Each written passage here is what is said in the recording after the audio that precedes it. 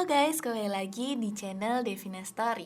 Kali ini aku akan menceritakan film yang berjudul My Cultivator Girlfriend episode ke-13, 14, dan ke-15. Bagi yang penasaran, simak ya. Pada episode sebelumnya, terlihat Ying Xiong mencoba membunuh Huang Mo dengan pedang jiwa naganya. Namun lagi-lagi, Huang Mo dapat menepis pedang tersebut, walaupun Huang Mo terlihat berdarah. Huang Mo yang mulai geram akhirnya mencekik Ying Xiong. Namun karena Ying Xiong menggunakan teknik replika yang dicekik hanyalah replika dari Ying Xiong. Huang Mo menebak jika replika dari Ying Xiong berasal dari pedangnya. Tak mau dikalahkan begitu saja, Huang Mo diam-diam mengeluarkan jurus untuk membunuh Ying Xiong. Tak hanya ingin membunuh Ying Xiong, Huang Mo sekalian menyerang Muzi dan Ryu. Huang Mo pun mengeluarkan teknik penyerapan darah. Karena sudah merasa terdesak dan mereka tidak bisa melawan, Ying Xiong pun memanggil Ling Er. Huang Mo heran siapa sosok yang ada di hadapannya sekarang. Ling Er mencoba untuk menahan kekuatan dari Huang Mo. Namun Ling Er hanya bisa menahan selama 2 jam saja. Dan itu bisa dipakai mereka bertiga untuk melarikan diri. Huang Mo mencoba menyerang penghalang milik Ling Er. Namun serangan dari Huang Mo hanya bisa membuat keretakan saja. Karena geram, Ling Er kemudian memperbesar jangkauan penghalangnya. Huang Mo terus menyerang benteng perlindungan dari Ling Er. Pertarungan mereka pun terjadi begitu alot. Karena melihat Ling Er terus diserang oleh Huang Mo, Ying Xiong pun membantu dan menyuruh Muzi dan Ryu meninggalkan mereka. Karena ia akan menahannya supaya mereka tidak kenapa-kenapa. Namun Muzi menolaknya karena bagi Muzi hidup dan mati mereka harus selalu bersama. Di sini Huang Mo heran mengapa Ling Er yang memiliki kekuatan di atas Huang Mo malah tidak memilih untuk menyerang dia. Ryu yang mengetahui jika mereka akan kalah memaksa untuk mundur saja karena kemampuan mereka bertiga kini kalah jauh dari Huang Mo. Karena melihat Ling Er terus diserang oleh Huang Mo, akhirnya Ying Xiong mengembalikan Ling Er dalam dirinya.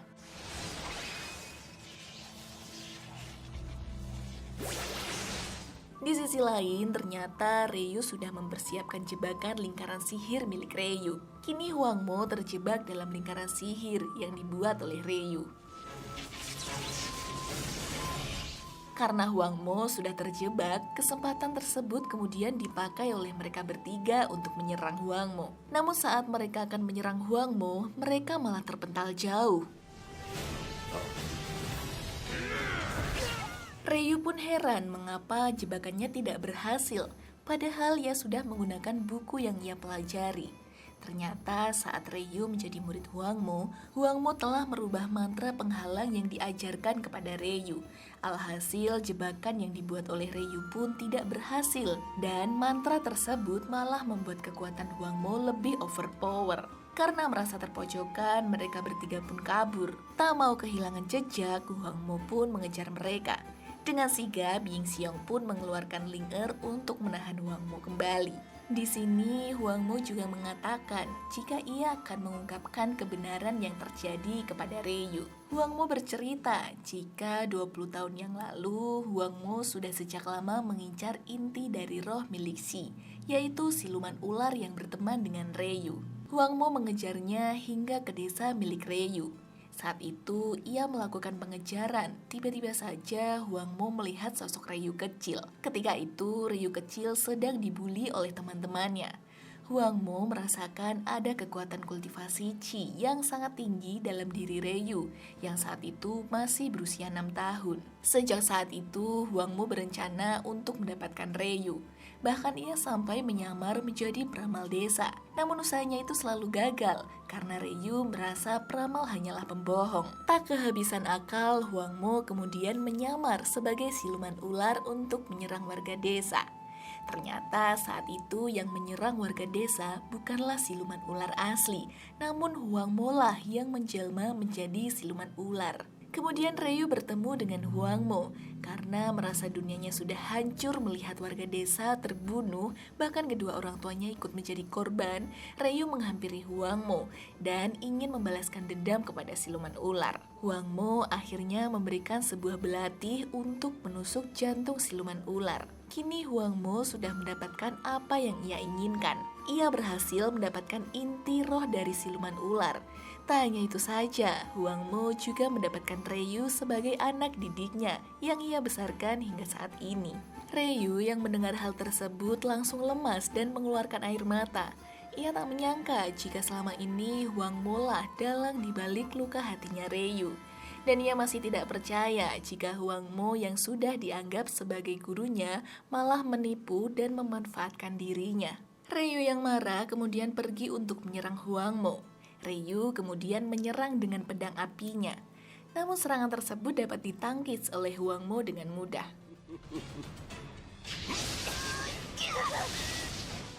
Saat Huang Mo sedang menahan serangan dari Ryu, tiba-tiba saja datang Ying Xiong beserta serangan pedang darah naga dan tepat mengenai jantung Huang Mo. Namun Huang Mo masih tetap sadarkan diri. Dengan cepat, Ying Xiong mengambil pedang miliknya menggunakan teknik pengendali pedang. Melihat Ying Xiong menggunakan teknik pengendali pedang, Huang Mo tak mau kalah dan akan menunjukkan teknik pengendalian yang sesungguhnya.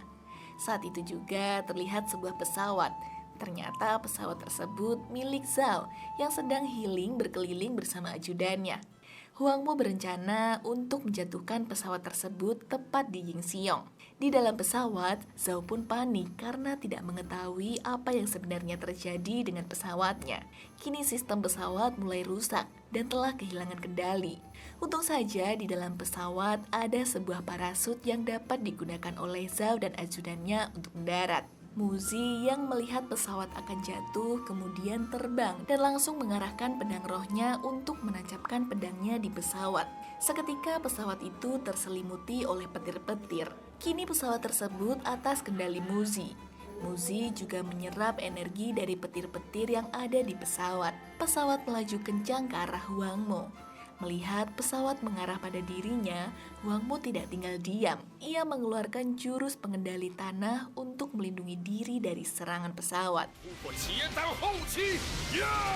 Saat pesawat terbentur dengan tanah yang melindungi Huang Mo, terjadilah ledakan yang sangat besar. Muzi kemudian maju namun terhalang oleh teknik penghalang milik Huang Mo. Huang Mo kemudian mengeluarkan teknik pedang petir dan menyerang Muzi. Serangan petir dari Huang Mo membuat Muzi terpental, dan untung saja Ying Xiong langsung menolongnya. Melihat Ying Xiong menolong Muzi, Huang Mo akhirnya mengeluarkan teknik pengendalian petir yang lebih besar dan menyerang mereka berdua.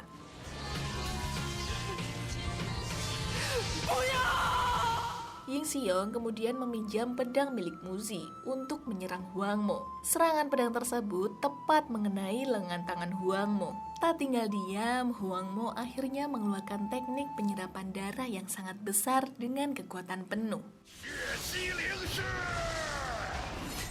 Akibat dari teknik penyerapan darah itu membuat kekuatan Ying Xiong, Muzi, dan Ryu menjadi berkurang secara drastis.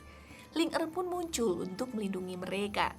Namun karena energi dari Ying Xiong telah diserap oleh Huang Mo, itu berdampak juga pada Ling Er. Ying Xiong pun tak mau membiarkan Ling Er mati begitu saja. Ying Xiong menyuruh Ling Er untuk kembali ke dalam dirinya. Karena Ling Er sudah kembali dalam diri Ying Xiong, Huang Mo kemudian menggunakan teknik pengendalian untuk mengendalikan pedang milik Ying Xiong. Alhasil Ying Xiong terluka oleh sayatan pisaunya sendiri. Huang Mo kemudian mengambil Muzi dan akan membunuhnya. Tak butuh waktu lama, kini Muzi sudah tidak berdaya. Melihat itu, Ying Xiong mulai geram dan akan menyerang Huang Mo. Namun serangan dari Ying Xiong itu ditahan oleh sebuah pelindung yang mengakibatkan Ying Xiong terpental. Ying Xiong kemudian mengeluarkan sayapnya dan membiarkan darahnya diserap oleh Huang Mo. Namun saat Huang Mo akan menyerap darah milik Ying Xiong, darah Ying Xiong telah tersaring lewat pedang jiwa naga miliknya, supaya darah yang terserap oleh Huang Mo merupakan darah yang beracun. Dan benar saja, tak butuh waktu lama, Huang Mo merasakan kesakitan dalam dirinya karena telah menyerap darah yang beracun. Melihat hal tersebut, Ryu memanfaatkan keadaan dengan menyerang Huang Mo. Namun dengan mudah, Huang Mo dapat menepis serangan dari Ryu.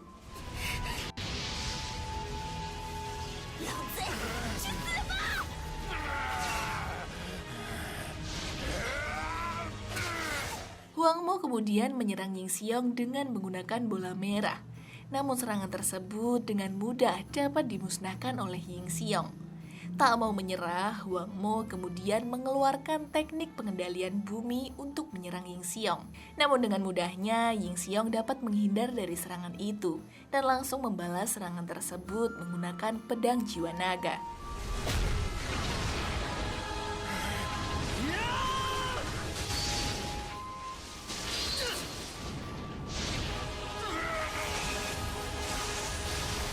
Setelah berhasil terbunuh oleh pedang jiwa naga milik Ying Xiong, perlahan Huang Mo menghilang dari bumi.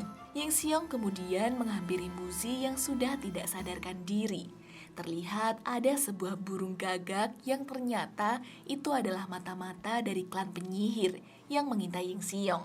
Tak butuh waktu lama, muncul sebuah mata merah yang ternyata itu adalah klan dari penyihir kegelapan.